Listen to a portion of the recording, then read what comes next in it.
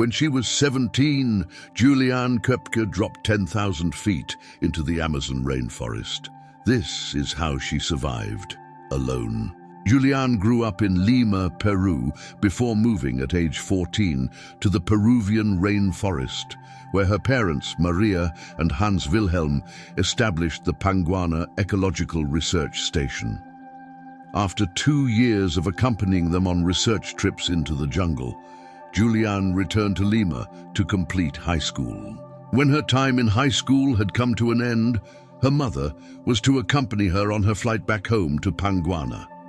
On December 24, 1971, Juliane, now 17, and her mother boarded the flight in Lima, bound for Pucallpa, which is the closest airport to Panguana, and the plan was to be home just in time to spend Christmas together with her father.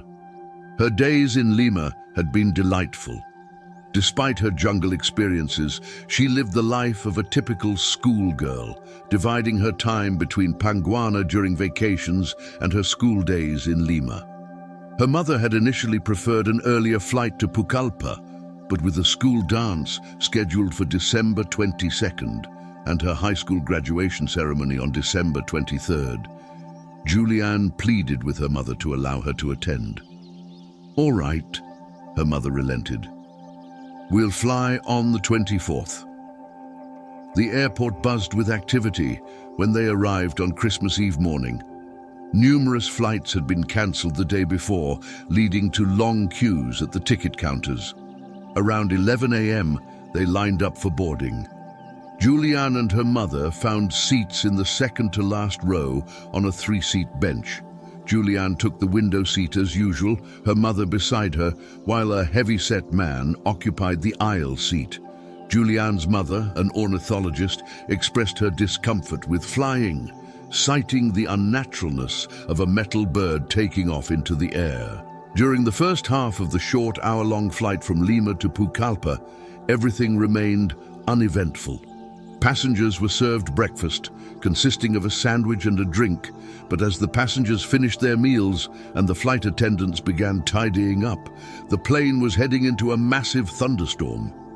In an instant, daylight vanished, replaced by the darkness of night, punctuated by flashes of lightning from all directions. The aircraft shook violently, causing belongings to tumble from overhead lockers. Sandwich trays became airborne projectiles, while drinks spilled onto frightened passengers below, eliciting screams and cries of panic.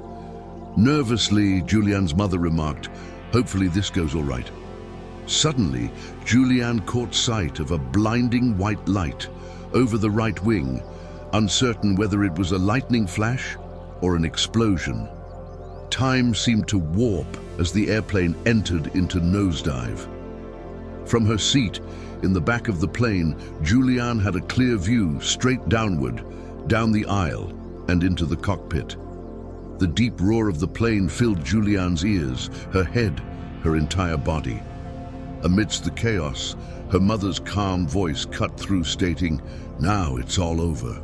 As the aircraft plummeted rapidly, the ear-piercing shouts and the roar of the turbines abruptly faded into silence. Juliane realized her mother was no longer beside her, and she found herself no longer within the confines of the plane. Instead, still strapped into her seat all alone, at an altitude of about 10,000 feet. As she plunged deeper into the darkness, Juliane experienced an eerie quietness. Surroundings were obscured. The tightness of her seatbelt constricted her abdomen, making it difficult to draw breath.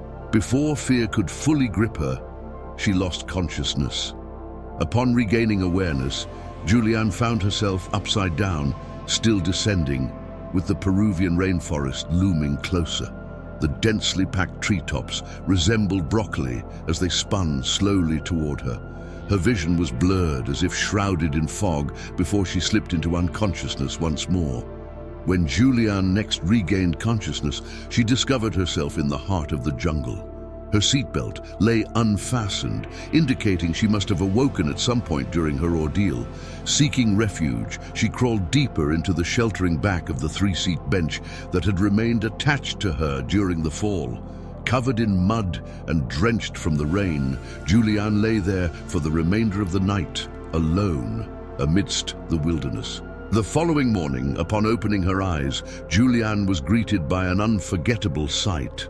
The towering trees above her, adorned with golden light, casting a greenish hue over everything below. A sense of abandonment, helplessness, and profound loneliness engulfed her as she looked at her mother's empty seat beside her. Attempts to stand proved futile. Despite hearing the soft ticking of her watch, she couldn't discern the time. Her vision was impaired. Her left eye was swollen completely shut, and her right eye was only a narrow slit through which she could see. Her glasses were nowhere to be found, but after some effort she managed to ascertain the time: 9 a.m. Dizziness overcame her once more, forcing her to lie exhausted on the rainforest floor. After a while, Julianne summoned the strength to rise to her knees, only to be thwarted by waves of dizziness, compelling her to lie back down. With determination, she tried again, until she could maintain the position. Assessing her injuries, Julianne discovered her right collarbone was clearly broken, and a deep gash marred her left calf, seemingly inflicted by a jagged metal edge. Strangely, the wound didn't bleed. On all fours, Julianne began to crawl, scouring the surroundings for any sign of her mother. Her calls echoed through the jungle, but only the wilderness responded, leaving her to confront the vastness of her solitude. To someone who's never ventured into the rainforest, its ambiance could appear intimidating. Towering trees cast mysterious shadows, while water drips incessantly, creating a constant backdrop of sound. The musty aroma of decaying vegetation fills the air, a testament to the perpetual cycle of growth and decay. In this realm, insects reign supreme, and Julianne encountered them all: ants, beetles, grasshoppers, mosquitoes, each playing their part in the intricate ecosystem. Certain insects posed more significant threats. Particular flies are known to lay eggs under the skin or in wounds, while stingless wild bees have a habit of clinging to hair. Fortunately, having spent much of her childhood in the jungle, Julianne was well acquainted with the diverse array of bugs and creatures that inhabited it. Despite the fog of her concussion, she drew upon the knowledge instilled in her by her parents. There was little about navigating the jungle that her parents hadn't taught her, and now she relied on retrieving that invaluable knowledge from the depths of her injured mind. Suddenly seized by an intense thirst, Julianne noticed thick drops of water glistening on the leaves surrounding her, and she eagerly licked them up to quench her parched throat.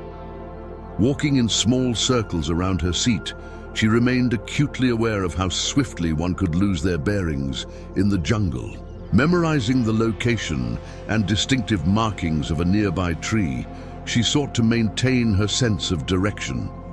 Despite her thorough search, Julianne found no trace of the crash, no wreckage, no signs of other survivors. However, her efforts were not entirely in vain as she stumbled upon a bag of candy from which she indulged in a piece. The distant hum of airplane engines caught Julianne's attention, prompting her to gaze skyward. Yet, the dense canopy above obstructed her view, leaving her feeling powerless and unseen. Determined to increase her visibility to potential rescuers, Julianne resolved to navigate her way out of the dense forest. However, the distant hum eventually faded away, leaving her alone once more with the sounds of the jungle.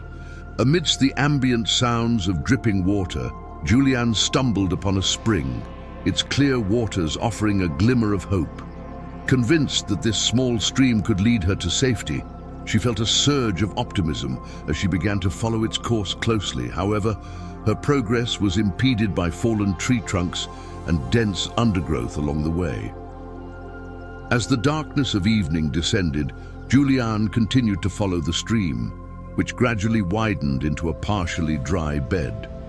Around 6 o'clock, with nightfall approaching, she searched for a sheltered spot in the stream bed where she could spend the night.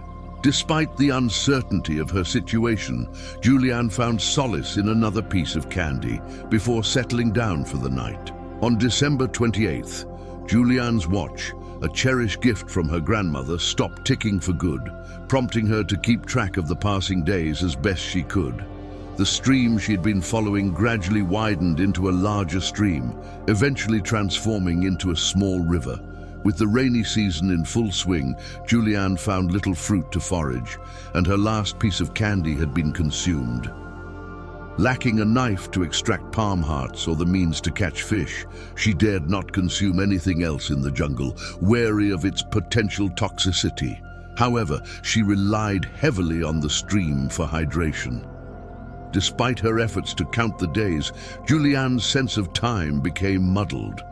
On what she estimated to be the 5th or 6th day of her journey, a familiar sound pierced the air, the unmistakable call of a hotzin, a bird she had frequently heard near open stretches of water in her hometown of Panguana.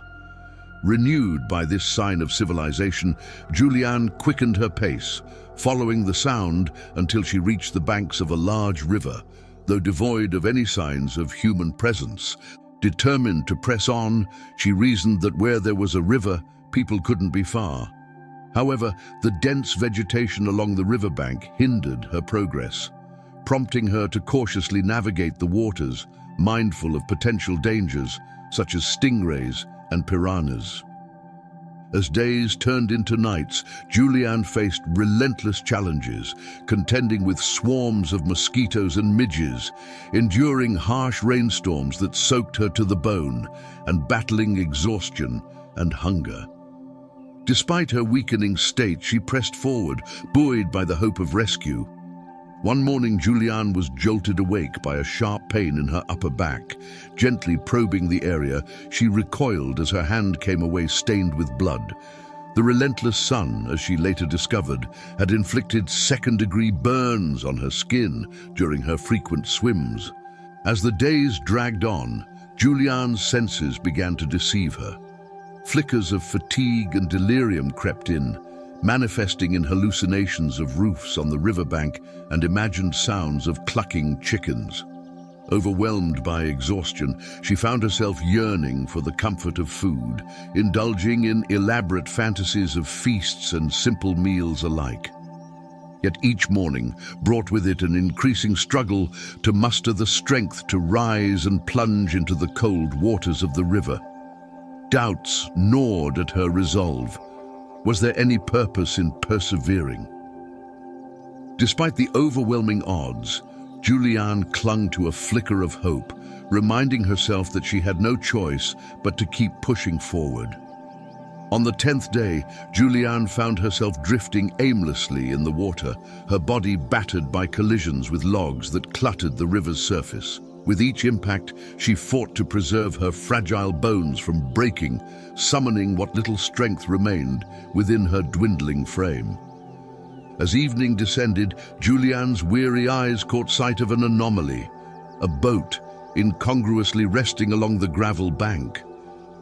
Rubbing her eyes in disbelief, she scrutinized the scene repeatedly, confirming the improbable presence of the vessel. Summoning the last reserves of her energy, Julian swam towards the boat, her fingers trembling as they made contact with its sturdy hull. It was only then, as the reality of her discovery sunk in, that she allowed herself to believe. Near the boat, a worn trail led up the bank from the river. Julian's heart surged with hope. Despite her weakened state, she forged ahead, driven by the promise of human presence awaiting her at the end of the path. At the summit, she found a small shelter amidst the trees, yet there were no signs of life. A pathway extended from the shack into the forest, teasing the possibility of encounter with its elusive occupant.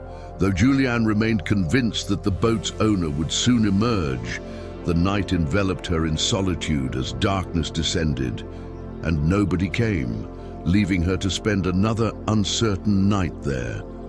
The following morning, Julianne awoke to the disheartening reality that no one had appeared.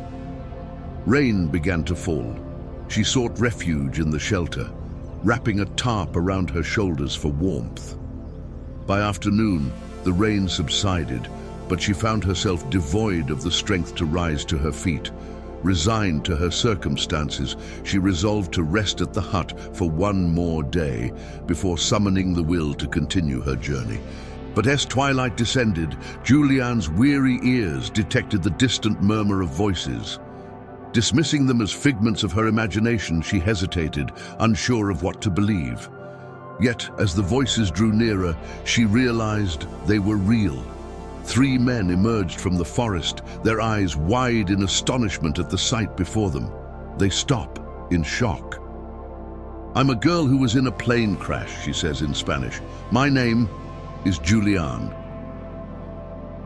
Forestry workers discovered Julianne Köpke on January 3, 1972, marking the end of her astonishing 11-day survival ordeal in the rainforest. They swiftly delivered her to safety, ending her solitary struggle against nature's unforgiving grip. Tragically, 91 individuals, including Julianne's mother, perished in the devastating crash of Lanza Flight 508, leaving Julianne as the lone survivor of the harrowing ordeal. Today, Julianne has embraced a career as a biologist and librarian at the Bavarian State Collection of Zoology. Despite the passage of time, she continues to be drawn to Panguana, the place she once called home. The research station she inherited remains a beacon of scientific exploration, welcoming scholars and researchers from across the globe to delve into the mysteries of the rainforest. Through her enduring legacy, Julianne's resilience and spirit endure, inspiring generations to come.